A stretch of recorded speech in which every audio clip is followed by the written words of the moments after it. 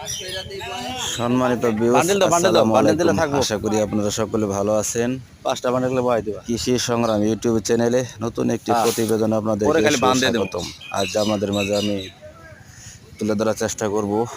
আজকে আমার কিছু খেরের প্রয়োজন, কারণ এখন বর্ষাকাল চলতেছে, প্রতিদিন ঘাস কাটা যায় না, যেহেতু আমি মাঠে ঘাস কাটি,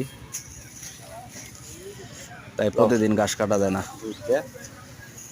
এমনিও আমার খের আগেও সবসময় আমি গরু রেখে খের খাওয়াই, ওডিও শেষ পর্যায়ে আসছে। তারপরেও দু একদিন যেমন না হলেও চলতো, এখন না হইলেই না, এখন লাগে প্রতিদিন। ধাক্কা দাও। কারণ হঠাৎ করে খের যদি না থাকে, সেদিনকে বৃষ্টি থাকে, শরীর অসুস্থ থাকতে পারে। দেখা গেছে বৃষ্টি থাকলে খের কাটা যাবো না, ঘাস কাটা যাবো না, এই জন্য কিছু খেরের প্রয়োজন। আর খের যেখান থেকে কিনতে হয়, এটা আমার ওখান থেকে অনেক দূরে, যেখানে অটো ভাড়া আপ ডাউন 300 টাকা। তারপরেও কিছু করার নাই, ওখানে যেতে হবে। তো অবশেষে ওখানে গেলাম, ওখানে যা দেখলাম ওদের কালেকশন কম। ওখানে কয়েকজনে অবশ্য খের বিক্রি করে, কিন্তু সবার কাছে নাই। দুইজনের কাছে আছে, একজনের কাছে দেখলাম এটা একটু একটা মান ভালো না, ওখান থেকে ফিরে আসি। দেখেন যে খেরগুলি পড়ে রয়েছে, এই খেরগুলি 11 টাকা 50 পয়সা আটি পার পিস।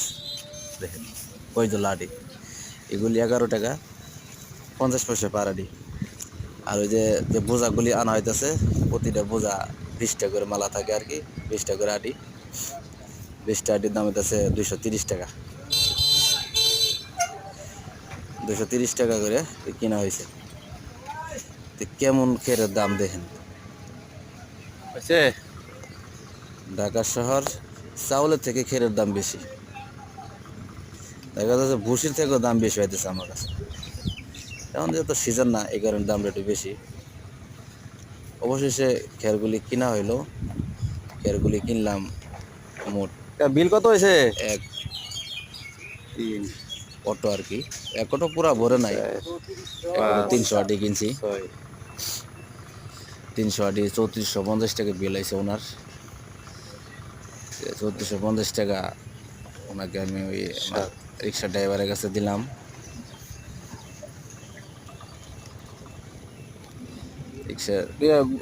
গুণ দেখি। রিক্সা ড্রাইভারের টাকাটা নিয়ে টাকাটা গুনতেছে, গুনাইরা চাচারে বোঝাই দিল।